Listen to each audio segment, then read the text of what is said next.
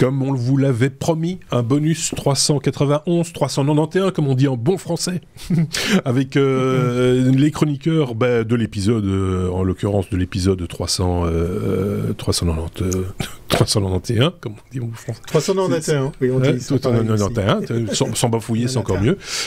Thierry d'un côté, en direct de Suisse, et puis de l'autre, en direct de France, nous avons Aurélien. Salut à tous les deux.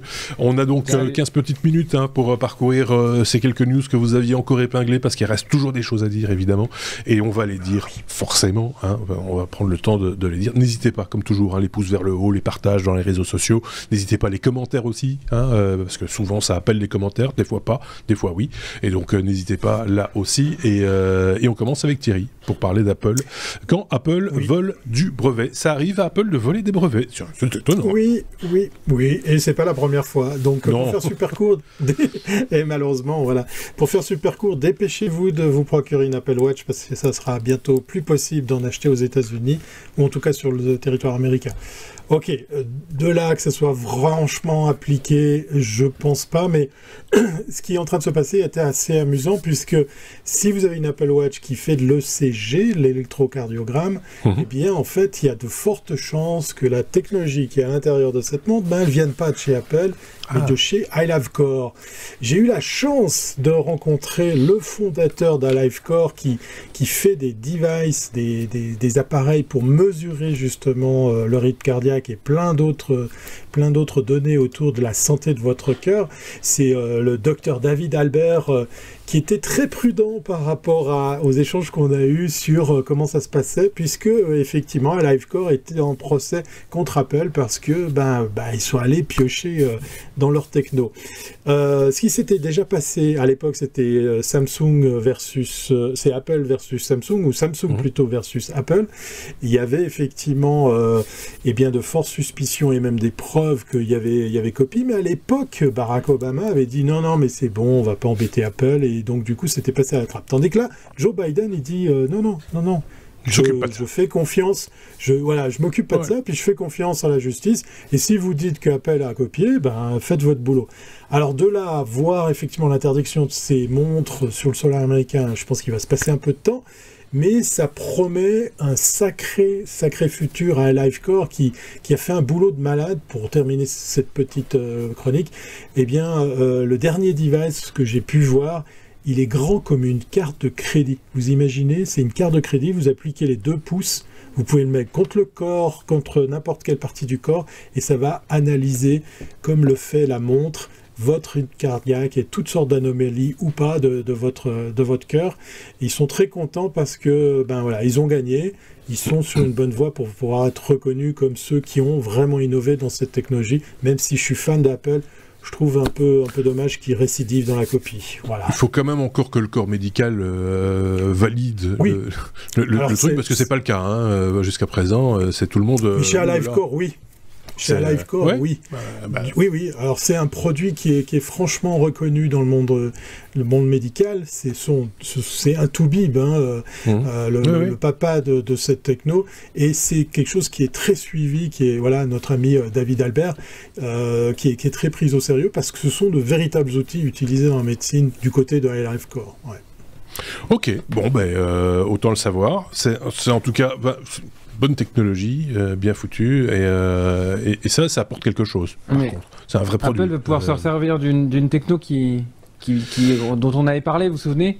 C'est qu'ils peuvent désactiver les services en fonction des pays. Oui, il y avait ça aussi. c'est iMessage, vrai. Ils peuvent faire la même chose ils peuvent faire ça sur l'Apple Watch.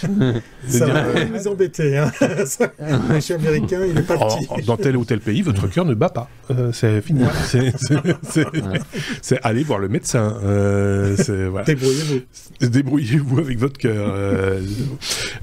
Aurélien, on parle de la planète, ou des planètes en l'occurrence, Vénus et Jupiter qui avaient rendez-vous l'une avec l'autre. Ouais, en faire de la géométrie. Je vais vous parler de conjonction. Chouette. Alors vous savez que la conjonction, c'est quand il y a 2 planètes qui, vues de la Terre, se retrouvent très très proches. Ouais. Vues de la Terre. Pas quand t'as des trucs dans les yeux, ça s'appelle de la conjonctivite, ça n'a rien à voir. Oui, ça n'a rien à voir. Donc en fait là, ça se passe une fois par an, et là c'était le 1er mars.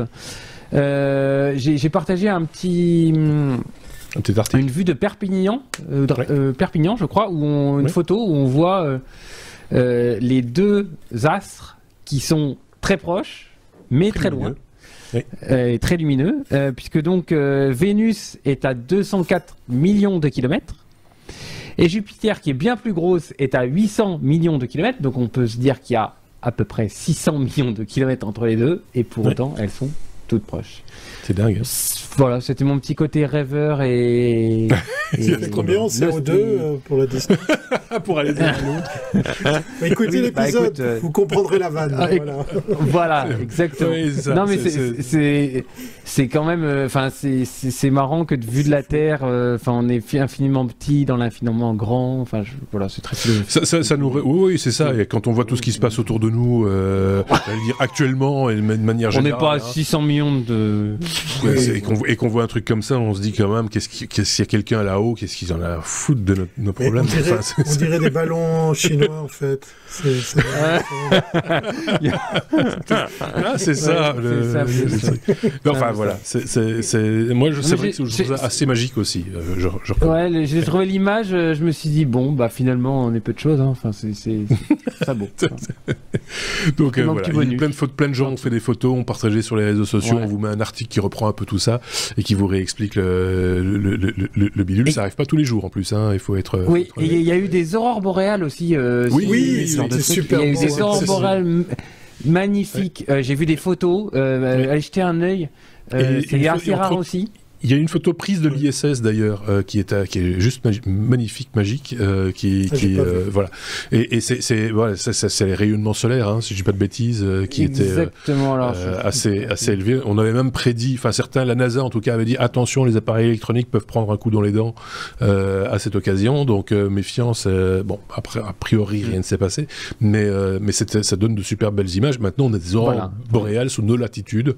On n'a plus besoin d'aller au pôle pour en voir. C'est assez magique aussi comme vision. Thierry, on parle de GPT. Encore je n'en peux plus. Je vais interdire ce sujet. Radio GPT. En plus, ça va te plaire. Voilà, ça me rend fou. Déjà, ça me rend fou. Voilà.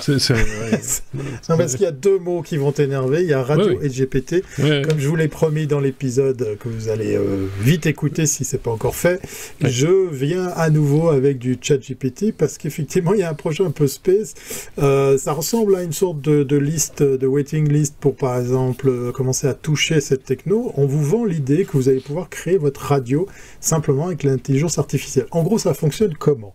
Vous dites, voilà, moi je suis passionné de technologie, de machin, de trucs. Est-ce que je veux des animateurs hommes, des femmes ou les deux ?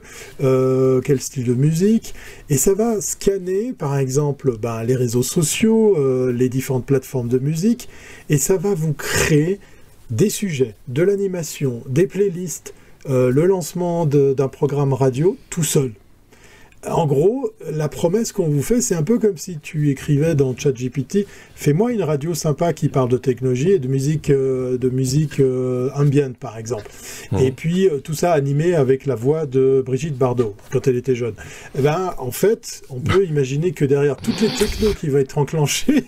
oui, parce que autrement, ça fait un peu bizarre. Et donc, du coup... ça fait bizarre dans tous les cas.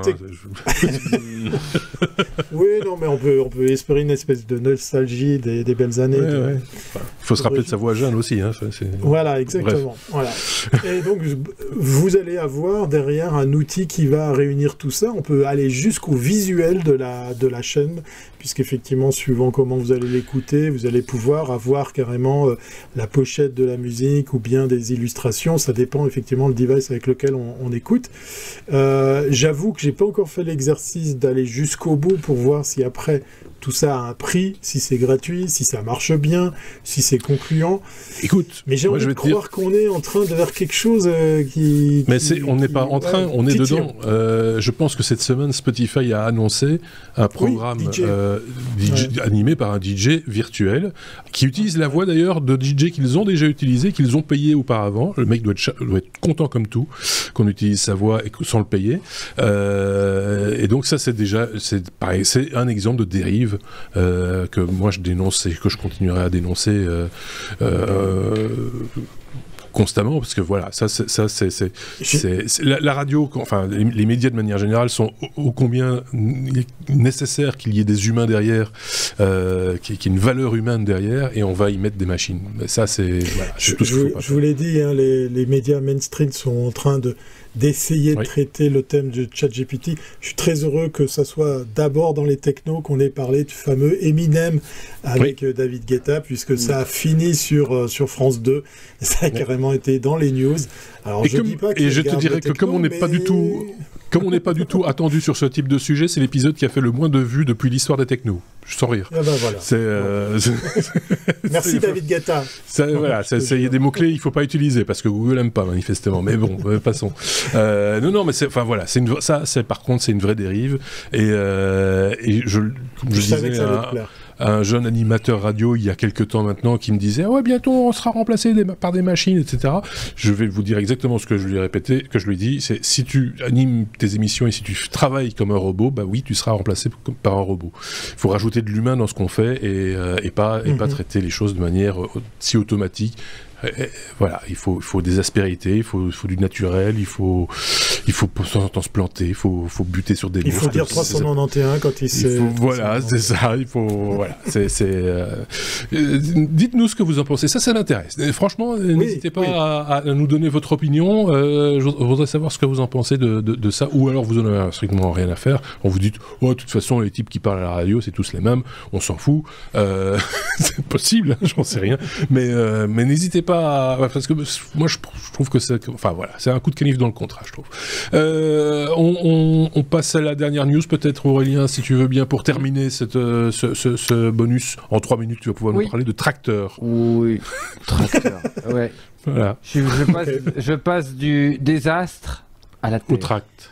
Oui, c'est ça. Voilà. Donc, il y a eu le sommet de l'hydrogène en Allemagne à Straubing ou HCO, donc le fabricant de tracteurs qui fait notamment les tracteurs Fendt, F-E-N-D-T, une grande marque de tracteurs à annoncer.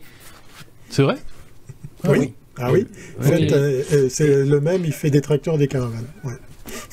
Donc il a annoncé un tracteur à hydrogène, vous verrez l'image dans les sources, alors c'est vraiment un tracteur avec la cabine, et sur la cabine vous mettez des barres de toit de Twingo, je vous renvoie à l'épisode, et vous mettez une bonbonne d'hydrogène.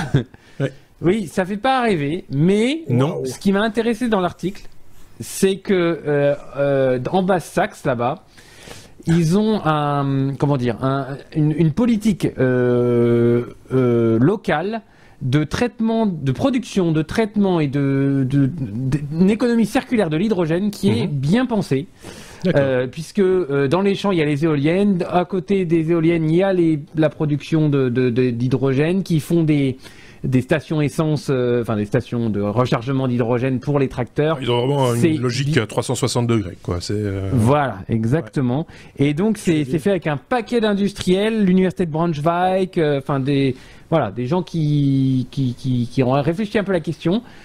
Je sais pas si c'est le premier tracteur à hydrogène, donc ils utilisent la pile à combustible. Ils prennent l'hydrogène, ils refabriquent avec une pile à combustible.